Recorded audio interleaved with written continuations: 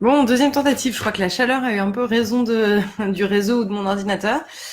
Donc je reprends. Je voulais vous faire une vidéo en réponse à un post qui était dans le groupe de Cristal qui demandait des méthodes pour arriver à plus de lâcher prise, c'est-à-dire plus de détente, moins de peur, plus de joie dans son quotidien, et qui du coup a eu beaucoup de réponses et de très chouettes propositions de comment vous travaillez avec le lâcher prise, les différentes personnes du groupe.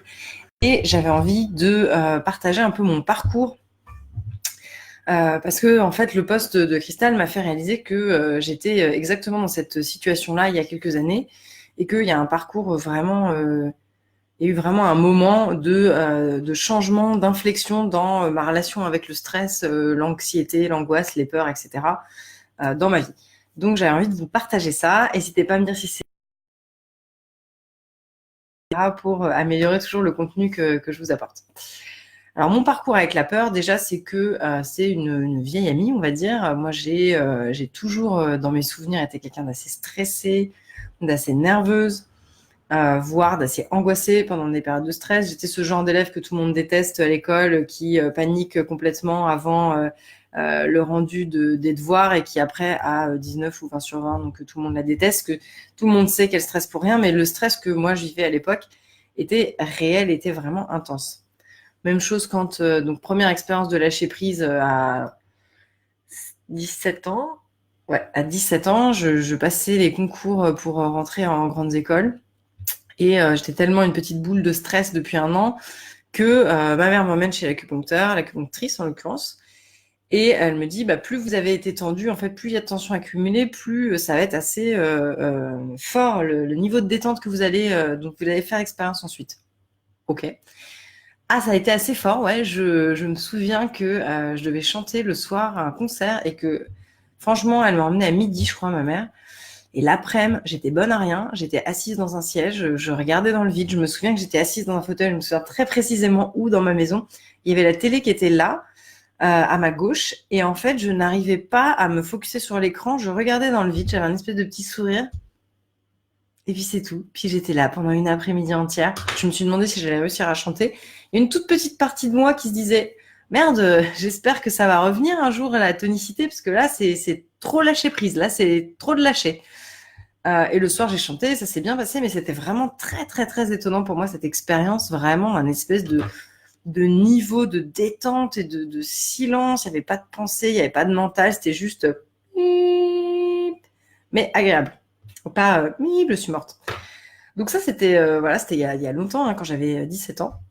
Et puis ensuite, j'ai connu des périodes de stress intense, de détente, de stress intense, très très ballottées par les circonstances, j'ai envie de dire, mais surtout les histoires que je me racontais sur les circonstances. C'est-à-dire, on a tous nos niveaux de tolérance et d'intolérance à certaines choses. Moi, par exemple, les choses matérielles qui cassent ou qui se perdent, ça me fait assez peu d'effet.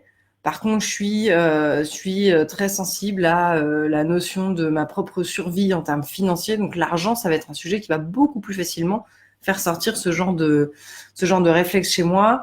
Pareil, sur la gestion du temps, c'est pas très optimal ma façon de faire jusqu'à maintenant, et donc j'ai dû avoir tendance à accepter trop de choses, du coup à me retrouver sous pression et à me mettre à ne plus être capable de gérer en fait qu'est-ce qui est prioritaire, qu'est-ce qui l'est pas. Donc ça fait partie de choses qui peuvent activer du fort stress chez moi, récurrent, qui dure, qui s'installe, etc. Et c'est arrivé à un paroxysme, cette non-gestion de tout. Quand j'étais en Belgique, j'habitais en Belgique, c'était il y a 7 ans à peu près, 7-8 ans. 7 ans, ouais.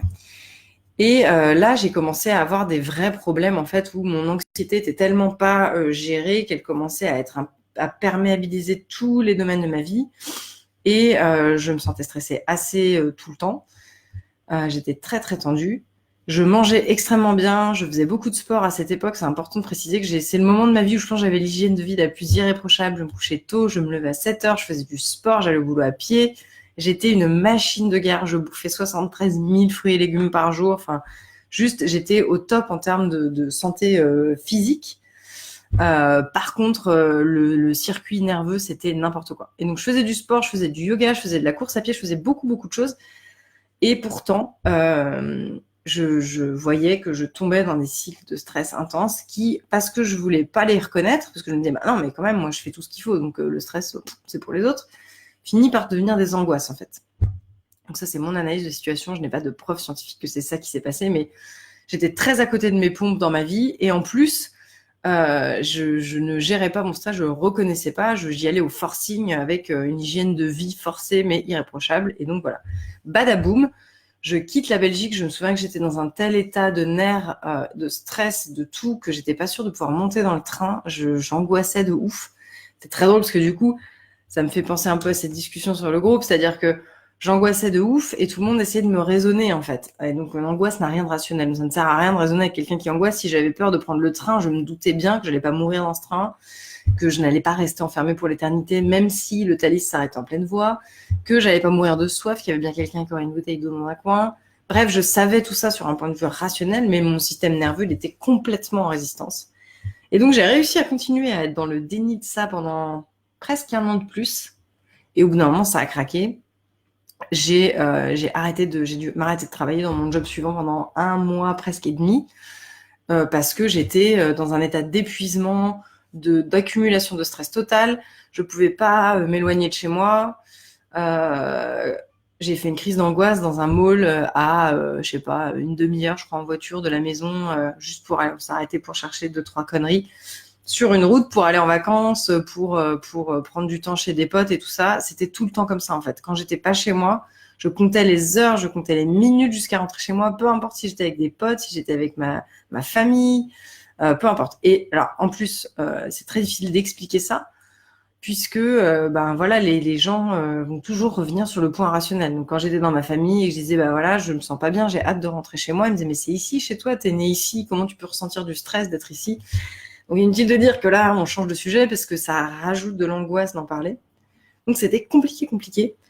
Tant et si bien que moi je refusais absolument de prendre des anxiolytiques, mais j'avais toujours une plaquette d'anxiolytiques sur moi au cas où, qui me servait d'espèce de parachute mental où je me disais si jamais ça dégénérait tellement que je me sente en situation de danger pour moi-même, je pourrais faire ça et ça pourrait faire redescendre la pression. Comme j'en ai jamais pris, je ne sais même pas ce que ça fait en fait. Je ne sais pas à quoi ça ressemble l'effet de prendre un anxiolytique, mais en tout cas, c'était suffisant pour moi. C'est suffisamment tabou pour moi d'en prendre un et j'imaginais que c'était suffisamment magique d'en prendre un pour que ça me calme. C'est un grand mot, mais en tout cas que ça me permette de faire des choses, donc de pas complètement arrêter ma vie. Donc j'ai pas été jusqu'à comme des copines que j'ai connues après rester complètement enfermée chez moi, ça m'est jamais arrivé ça. J'ai toujours réussi à sortir, mais ça devenait de plus en plus compliqué. Et puis ça devenait de plus en plus absurde, c'est-à-dire que dans ce contexte-là où j'essayais moi de recréer de la sécurité, donc je faisais de la méditation, je faisais du yoga, j'avais l'EFT, je me suis formée pour faire du Tipeee, j'allais voir un psy qui faisait de l'EMDR, vraiment, mais toutes les techniques possibles et imaginables qui ont marché suffisamment pour que je continue à fonctionner, mais qui n'ont jamais permis un truc révolutionnaire. Moi, je commençais à me résigner, à me dire, bon, bah voilà, pendant le restant de mes jours, je vais être quelqu'un qui a des grosses difficultés à bouger. J'avais ma sœur qui vivait à La Réunion à ce moment-là, j'ai pas pu prendre l'avion pour aller la voir, donc j'ai pas acheté de billet, j'ai même pas pu acheter un billet, tellement c'était inimaginable ça. Donc le niveau moyen de tension dans lequel je vivais était stratosphérique, donc je comprends très bien Cristal quand tu dis là j'en peux plus, je stagne et j'implose, mais je comprends extrêmement bien cette sensation. Évidemment c'est pas forcément la même, on a tous nos histoires, mais vraiment moi c'était suffocant au quotidien. C'est suffocant de vivre avec cette angoisse et c'est suffocant de faire des choses pour la dépasser, donc c'est super, c'est cadeau à tous les étages. Donc voilà où j'en étais avec ça. Et c'est pour ça que j'ai rebondi sur ton post et que je t'ai dit OK et que je suis venue te challenger, Cristal, sur pourquoi tu veux du lâcher prise, qu'est-ce que tu crois que ça va t'amener et comment tu sais que c'est la bonne solution. Parce que moi, j'ai utilisé toutes les méthodes dont on t'a parlé. Je te dis, j'étais une armoire à pharmacie ambulante. Quand je me déplaçais, je pouvais me faire arrêter pour trafic. Je pense que j'avais des fleurs de bac sous à peu près 4 formes différentes, parce qu'on ne sait jamais si on a envie d'une pastille, d'un pchit ou d'autre chose. Donc, blam, j'avais toute la collection. Ça me coûtait un fric fou. C'était pire que de fumer, cette histoire. J'avais toujours donc une plaquette d'anxiolytique qui régulièrement devenait périmée. Donc quand c'était trop périmé, je commençais à plus croire à la magie. Il fallait que j'aille chez le médecin pour en recommander une autre, en expliquant que c'était pas pour les prendre et que donc du coup, enfin bref, c'était un bordel pas possible. Ça demande une organisation d'être angoissée. Qu'est-ce que j'avais d'autre sur moi toujours? Bien sûr, de l'eau et à manger. On ne sait jamais quand est-ce qu'on va être coincé pendant une attaque zombie et qu'il va falloir avoir 3 mois de bouffe sur soi. Donc tout était comme ça, tout était barricadé, amené, avec des super podcasts de méditation, cohérence cardiaque, des trucs pour gérer le sommeil, des trucs pour s'endormir, des trucs pour se réveiller. Enfin bref, c'était la totale. Et il y en avait dans tous les sens. Et ça faisait l'effet que je pouvais continuer à fonctionner. Donc, je montais ma boîte, donc j'ai créé 2-3 trucs. Coucou Aurélie et Nadine.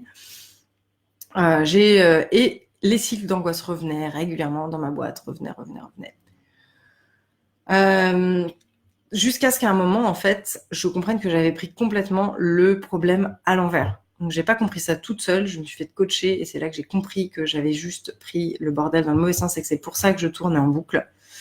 J'ai commencé à comprendre que, en fait, quand on est occidental, on est très très là-dedans et on cherche toujours à aller plus vers le haut. Donc plus de connaissances, plus de techniques, plus d'outils, plus de méthodes. On veut on a un mental hyper bien structuré, extrêmement utile pour plein de choses, et on veut utiliser que ça. Donc c'est paradoxal parce qu'on se dit bah oui mais je voudrais être dans mon corps et je voudrais redescendre dans mon corps et tout, moi la première. Et on se dit bah tiens je vais me lire ce livre de 500 pages sur l'EFT pour comprendre comment bien retourner dans mon corps. Je vais bien retourner dans mon corps.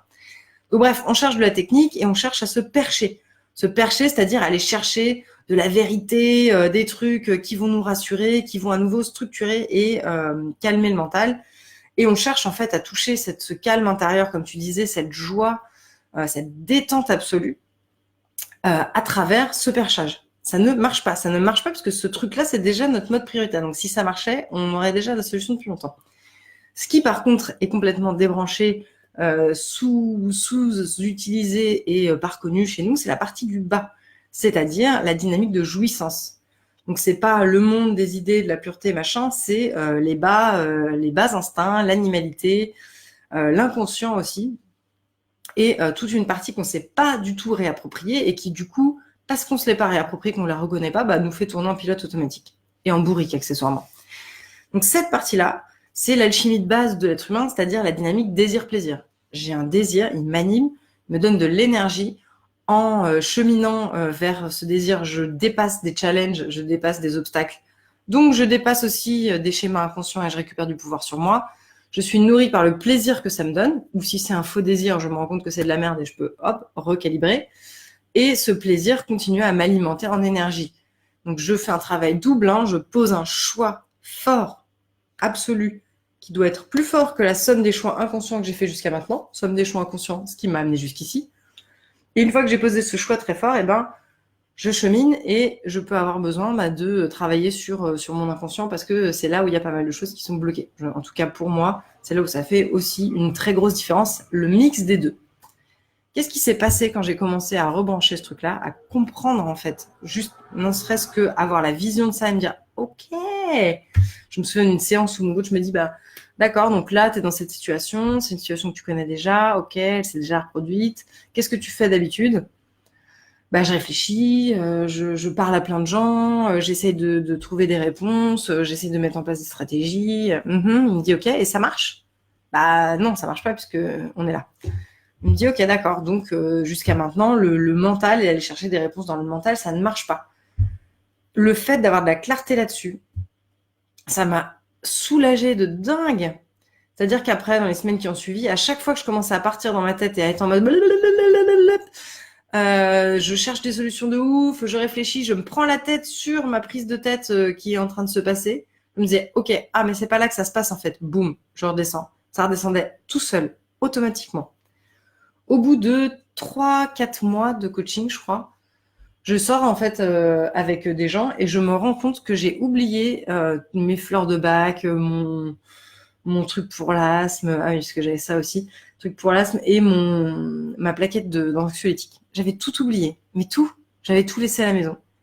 Et bon, j'ai une petite montée de, c'est la première fois en 3 ans, je pense que ça m'arrive. Je me dis c'est bizarre, mais ça va, ok, ça va. Donc je continue. Et en fait, petit à petit, de repartir vers des vrais désirs, du concret, du corporel, mais pas au sens où on l'entend, c'est-à-dire je fais du yoga, je suis dans mon corps, mais en fait je suis dans ma tête qui me dit d'être dans mon corps.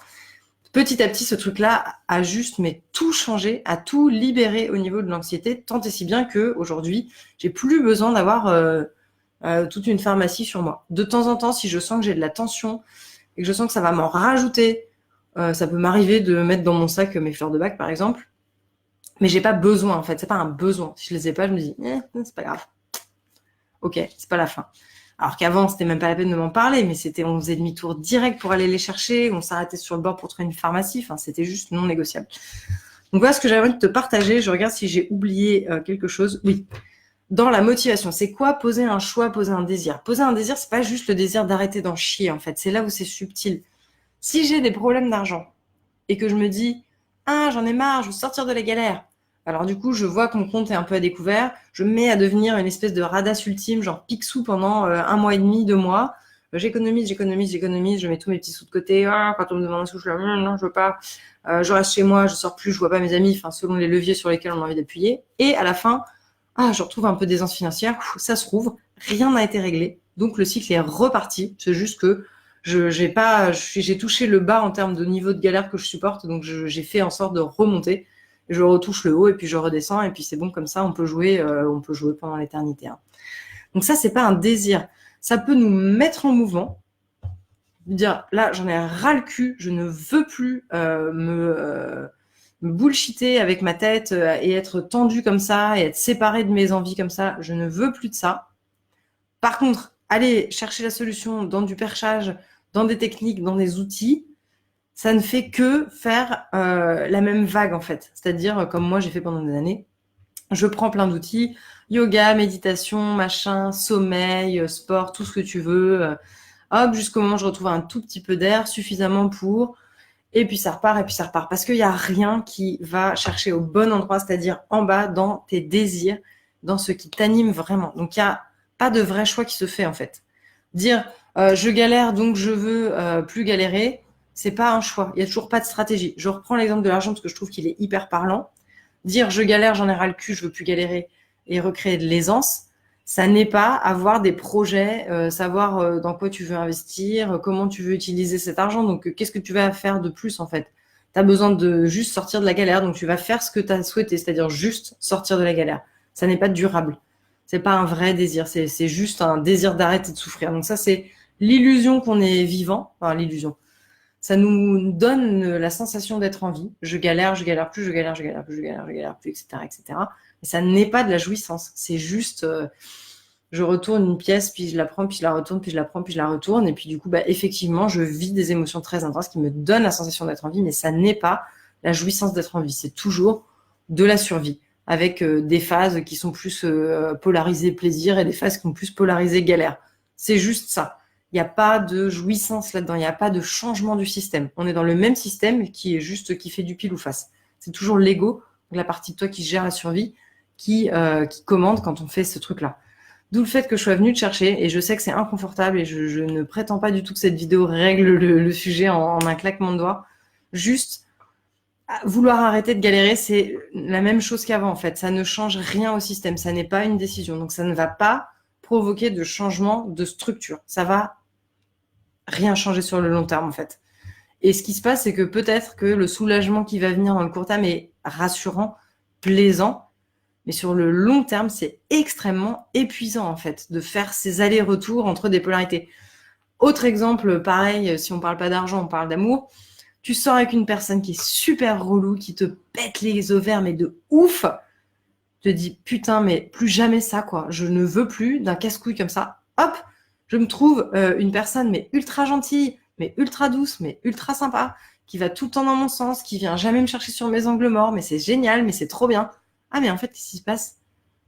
Ah, je sais pas pourquoi, mais ça marche pas non plus.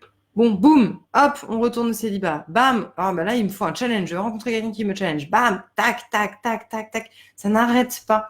Et ça n'est toujours pas le désir d'une histoire d'amour, en fait. Ça n'est toujours pas le désir de la vulnérabilité, de la relation amoureuse avec tout ce qu'elle a de vivant, de jouissif et d'imprévisible. À nouveau, un exemple sur lequel je ne suis pas du tout une experte, mais c'est juste pour vous illustrer les polarités, en fait. Il est où mon désir là-dedans? Si mon désir, c'est juste de sortir de la galère, je vais obtenir ce résultat-là. Je vais sortir de la galère et puis je vais y retourner aussi sec parce que je n'ai absolument pas changer, initier de vrais changements du système. J'ai pas secoué quoi que ce soit. Donc voilà ce que je voulais vous dire sur le lâcher prise. On ne peut pas, c'est très paradoxal en fait de vouloir lâcher prise. C'est déjà pas possible en fait. Je veux lâcher prise, c'est fini. Ne veux pas lâcher prise parce que tu es déjà en train de vouloir quelque chose, donc tu lâches pas prise. Tu lâches prise ou tu lâches pas prise en fait. C'est ça le lâcher prise. Il n'y a pas de je veux lâcher prise, j'ai une technique pour lâcher prise. C'est comme vivre ses émotions. Je vis mes émotions, je les vis pas. J'ai pas besoin d'une technique pour vivre mon émotion. C'est les enfants, ils ont pas besoin de technique pour vivre leurs émotions. Ils sont pas contents, ils pleurent, ils se jettent par terre, ils hurlent. Hier, ma nièce m'a hurlé dessus. Je suis très en colère contre toi. Je suis très en colère contre toi. Je vais dans ma chambre. Je veux pas savoir. Je veux pas qu'on me parle. Boum, elle est partie, c'est tout. Elle était en colère. Elle a vécu sa colère, elle a pas de problème. Elle a pas eu besoin d'une technique pour ça. C'était spontané. Donc la vraie question, c'est pas est-ce que j'arrive à vivre mes émotions, c'est est-ce que je m'autorise à vivre mes émotions. Bon, bah c'est un choix. C'est la même chose pour le lâcher prise. Il n'y a pas de vouloir lâcher prise. Tous les autres trucs, ça va être du bullshit, du pansement sur une artère ouverte, du court terme, je veux un tout petit truc et j'ai un tout petit truc et je me désespère parce que ça change pas dans le temps. Voilà, j'étais beaucoup plus longue que ce que je pensais. J'espère que c'est utile. N'hésitez pas à me dire dans les commentaires si c'est utile, si c'est pas utile, ce que vous en retirez.